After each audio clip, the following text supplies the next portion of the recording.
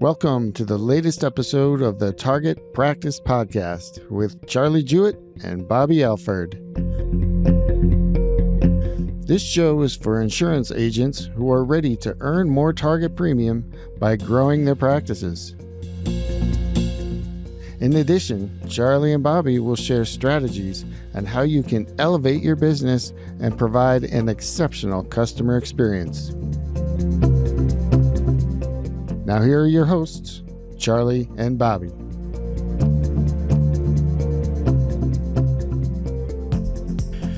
Hey, and welcome back to Target Practice Podcast. This is episode 5 on purchasing leads. My name's Bobby Alford. This is Charlie Jewett.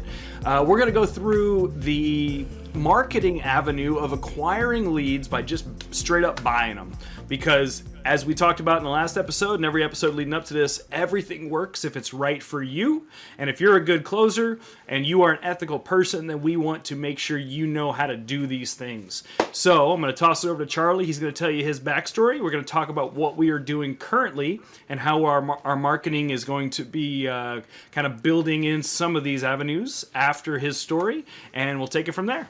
All right, Charlie, hit us. Thank you. It was a very exciting opening. You're like, hey! I was like, goal! It was perfect. I love it. So, yeah, I mean, and for some reason while you were talking, I thought, like, people may go, like, why aren't you talking about warm market? Why aren't you talking about family and friends? Why aren't you talking about referrals? And there's a reason for that. Like, in some ways, I think that's not even marketing because other industries, when you open a restaurant, you don't see, like, telling your friends you're opening a restaurant as marketing, right? It's just very natural. You have a grand opening. You have a wine and cheese thing. You send a flyer. You tell them the name of your business. Hey, I just started a plumber business. You got problems with your toilet? You know what I mean? Like, you just talk. You just, like, broadcast or announce, or you have a grand opening. You deliver the information with the people that love and care about you. And this is a weird industry. People don't have a grand opening for some reason. And they're like, how do I tell my family and friends? I mean, how do you tell your family and friends? You tell them like you tell any other. I opened up a business. You know, we can help you with that. Funny enough, we have agents on our team who would much rather go out and buy leads or do something else than talk to their friends and family, or or tell anyone that they are in this industry. And we think that the warm market is kind of your proving ground. Everybody starts there just it's just natural to tell people what you're doing, but then. For you and I are in lockstep on this, that is not scalable. That is not a business. The only one person I've ever seen pull it off was a former NFL player. And they are themselves a brand. You know, if you won a college championship and you want to go talk to a random person, they're suddenly willing to be your friend. Right. And so that, other than that, unless you're a pro player, you need to market, and that's where all of these conversations start. So to your point, warm market is where you kind of start wading in, but it's never an official launch, right, Charlie? It's never like, hey, I'm in business. It's one of the things that we help people do is just have a very natural start to your business, even if you started a year ago but never told anybody. Like, have a grand reopening or change the name and create a brand. Like, actually start a business. If I was starting a pizzeria, I would call everyone I know and say, listen, I'm starting a pizzeria. I would love for you to come down, taste the food, bring your family. I'll give you a great price. And then if you love it, please tell people, you know what I mean? Or write on the wall or put on whatever it is. That'd just be what I do. If I opened up a vegan grocery store, I'd be like, listen, I don't know if you eat vegan foods or not. You don't have to only eat vegan, but we have incredible products. Or if you know vegans, can I have permission to drop some flyers off? Can you please tell people? You just ask for help. Like, if they shouldn't be on the list if they're going to say no. That's not your friend, right? That's kind of part of the definition. Like, hey, could you help me if it didn't cost you anything, or if it cost you, like, the loss of one meal? You know what I mean? Like, you had to have one meal, and they're like, no, I kind of hate you. Oh, well, look, just take them off the list. Don't worry about how to reach them. You know, how do I market to these people who hate me? That doesn't make any sense, right?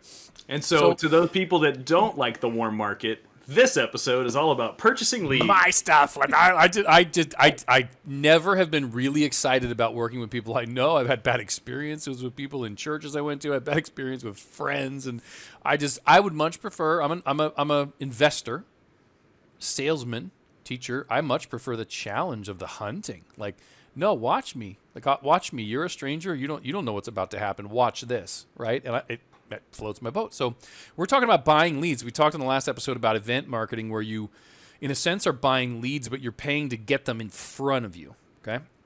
So you get their body from out there into here, and now you're all in the same space. Buying leads, the way that I'm talking about it, mostly for me, would be buying appointments. Like, I actually want a scheduled appointment. I don't really want a list of people that said, yeah, you can call me, and then I got to chase them. That you can do that too. I really like buying appointments. Okay. Now we will have less recommendations for what works today for this than we did for events, because it's a more difficult thing. There's a ton of places that say they have great leads and great appointments that just don't. It takes a lot more failure, in my opinion, to discover a great lead source. And I discovered a great lead source, tested it with a bunch of people on my team that I trained, and they couldn't have success, and I was having success. So you also need to really hone your sales skills if you're going to work with a stranger who's never even seen you talk once, if that makes sense, you know? Yep. So I've done everything from, there were 220 of us at one point that were working with one marketer who generated annuity appointments, and he kept 220 of us busy with appointments. He got half the money, we got half. You can imagine as a marketer the leverage of getting half of the money for 220 people doing the appointments, and you don't have to leave your house. It was incredible for him. For us, it was incredible too. I was going to Hawaii anyway. I live in California anyway. I was going to Chicago anyway. I just took all the leads in every place I was going to be at anyway, and yeah, I got paid half of what I would get if I found it on my own, but I had no marketing expenses up front. No out of pocket. Just, here's a lead. Meet them. All right? And I'd meet them and close a ton of them. And many of my clients today, my book of business that you're working with, came from that system. I did very well. I was one of the top producers in that system. I've also purchased, or actually I worked for an IMO once. I think a terrible IMO with terrible leads. The sales pitch was 10 preset appointments a week. They were getting them, from what I can tell, through giving away this free vacation card that was almost impossible to use and no one was ever going to use. It was like not very good, but people wanted it and said, yes, you can come to my home. And in my area here in California, I went to 10 people's homes a week or met them in their business. Because I know what I'm doing, it doesn't matter where the lead comes from. If that's a human, like, who can we help? The person who has saved money, the person who is saving money monthly, let's say, or the person that wants to save money. If they fit in one of those three categories, I know what to do. Doesn't matter where you come from. So maybe that's a good point. So who are the people that this niche of marketing fits, and who doesn't fit well to purchase leads, in your experience? I think, which is why we focus so much on sales training and the comparisons. And if it's my style, not having a close, not having pressure, you educate them till death, till they cry mercy. They unsubscribe from your life, or they say, well, what's next? Like, well, buy it. Silly, you know what I mean? Like, it's just you if you're good at that part, making the person feel comfortable, and then just creating the epiphany of, like, well, what I have is not what I want. There's something better. Like, why wouldn't everybody do this? I know. That's where I got all my clients. Why wouldn't everybody do this, right? The person who's learned that, or they're in a split commissions arrangement with that person. When I started, I paid Douglas Andrews' sons to do all of my meetings. I can speak. I had money. I could speak. I had a credit card, not money, but I had a credit card. I could speak. I'd put the seminars on my credit card like we talked about last time. I'd stand up and speak, get the yeses that I want to talk to yous, and then Douglas Andrews' sons would fly into San Diego and have the meetings, and I would watch them for 8 months. I did that with many advisors. We still do that today with tons of people. If you have a split case advisor who can close, or you're splitting commissions, or you're incredible, like you've proved that you can get 3 out of 10 families or whatever to say yes and make 10, 20, 30,000 per family. That's who it's for, in my opinion. So it's either the person with a lot of money and a great partner they're splitting commissions with, or the person that is that great salesperson and has money or a credit card, or can fail a few times. Yeah. It's going to take a while to find the good leads. I have annuity leads that I bought recently, very, very small, like one guy generating annuity leads. It's not this big company feeding 220 advisors. It's just this dude, generating annuity leads. But I tested it and found they were real humans. They were people. And if they answered the phone when I called, not my favorite thing to chase people down, if they answered the phone when I called, matter of fact, we were working on a case, you and I, that would have paid $450,000. And then all of a sudden, the way that sales works, something crazy happened in the guy's life and took his attention off of it. But if that hadn't happened, we would have had a $450,000 commission. And there was another one that, I spoke to for 30 minutes. This is very rare. I spoke to for 30 minutes. He didn't know me. He's an attorney. 30-minute first meeting on the phone, 19-minute or 16-minute Zoom, and he said, "Okay, I'll give you $250,000 for an annuity." And we made whatever, $12,000 on that or whatever it was. But buying, and now let's talk about Facebook. You and I do Facebook marketing, which is another way of buying leads, and you decide as the purchaser, as the one that creates the path, the funnel. How many steps are in the funnel? We're recreating our funnel right now to create more barriers. Like, no, I don't want you in my life until you've sold yourself 3 or 4 times. Watch this whole hour-long video. Yeah, and we're going to talk about that on a future conversation, like funnels and how that's modern marketing, right? Like the next iteration, right? These are all kind of iterations, but they all still work, and they work. They've stuck around because they work. I would say that on our team, we do Facebook, we do purchasing, we do all the different things. We work through. Charlie's an amazing closer. If you put him in front of people, he will close. He has that gift. Now, not everybody does. And so we do joint cases of people to help them train. I'll give them leads. They'll book on my calendar. And they'll like just cutting their teeth. They're just booking appointments and helping the customer, the perception management, helping the customer go through the process. And they do split cases with us. They still do well. We pay for the marketing. We get them booked on our calendar, but you and I aren't chasing, right? That's the part we don't want to do. We're not going to chase anybody. And it helps new agents kind of cut their teeth, see what they do and don't like in the industry. That can be from funnel marketing, Facebook marketing, buying leads. It could even be leftovers from seminars, right? People that attended and didn't turn into an immediate appointment, they still need to be chased. And those can be, you can fit in any scenario in that entire thing I just laid out. And it just matters what works for you, the person listening to this, because all of these methods work. That's the big takeaway. There's no super cheat code to this. It has to be what fits you. For me, I know exactly who I am. I want to be on camera. I want to educate you. I want to connect with you. And I want you to go through a crap ton of my material before I ever talk to you.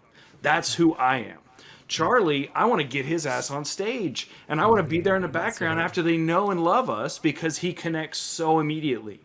And then other people, they only want to deal with the phone. I got people that only want to be order takers. They don't want to have a Zoom. They don't even want to put a button-up shirt on. Yeah. But they're great on the phone, right? Exactly. And everybody has their place. Finding yours is the most important in sales. I say all the time to people that I consult with, entrepreneurship is self-development disguised by profit. You're only going to get as far as you develop yourself. And if you don't want to develop a certain skill, you won't go beyond that border. And that's fine if you have found your partnerships out there. I have found Charlie. He has found me. We have built our team. And through our skills, our very unique skills, he has one side of the equation, I have the other, and we can accomplish damn near anything we have tried. And we've done so at such a pace that we're just changing the industry. And I believe in 5 years, nobody will recognize what we have accomplished as what the previous industry was, because we have found our partnership. So I know it's a little bit of a soapbox. Well, yeah, the shows for education is to teach what we can, what we know for free behind the scenes. The reason we're building solutions and companies and things behind the scenes is because of that passionate belief. Most of the average insurance agent makes, I think, less than $50,000 a year or $52,000 or whatever it is. There's like a 90% attrition rate or whatever it is, but the average insurance agent works alone. Yeah. Like they're running an assembly line with very little training. Getting a license doesn't teach you how to run your business. You know nothing. You're trying to do something that takes more than one person by yourself, without experience. It's like you're destined to fail. That's a really low chance of success. So we're creating a company for great closers that just says, you don't want to do the marketing. Here's leads. And if it goes the way we want, the lead is somebody that's already said, I don't want to be in the stock market. I've sold all my stocks. I've moved it all into a credit union. It's sitting there. Build me a plan. What do I do with insurance products? That would be a lead, not a name, right? So if you're a great closer and you don't want to do the marketing, there should be a way to buy what you want, to outsource it. I don't mow my lawn. I don't clean my house. I don't fix my cars. I outsource it because I'm not good at it or I don't like it. If you don't like generating leads but you love meeting clients, you should be able to have 4 or 5 clients a day and just pay. If you are good at that and you don't like meeting clients, which is more who I've become. I don't really want to do my 2001st client meeting on my butt in my house. I don't want to do it anymore. I did too many, right? Demasiado in Spanish, right? Way too many. Mucho, mucho, mucho. I don't want to do anymore. But I love the marketing. I love the generating of interest. You know what I mean? So like, and then if somebody's good at both of those or outsources one, and then you get to applications where we all hate this, applications and underwriting, moving the money to where you actually get paid for all your hard work. One company, so you can outsource that. One company if you want the sales done, one company if you want, and you can use as many as you want to. But we're building that because we want it, right?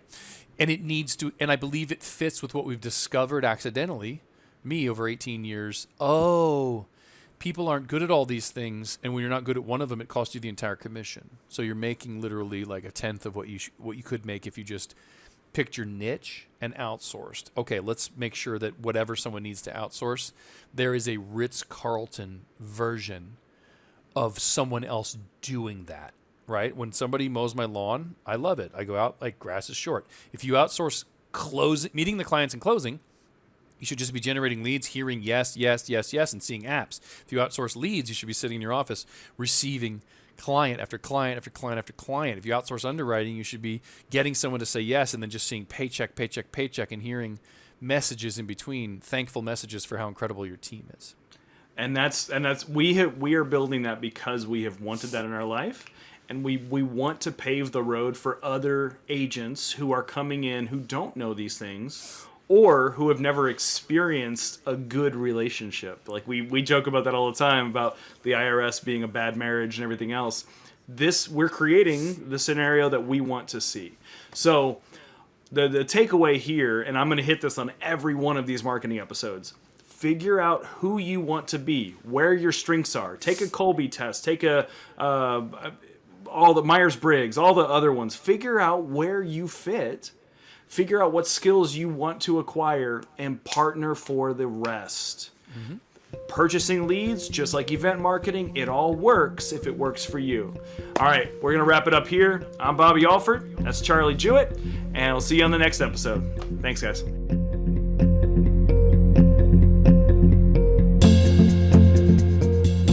Thanks so much for listening to the Target Practice Podcast.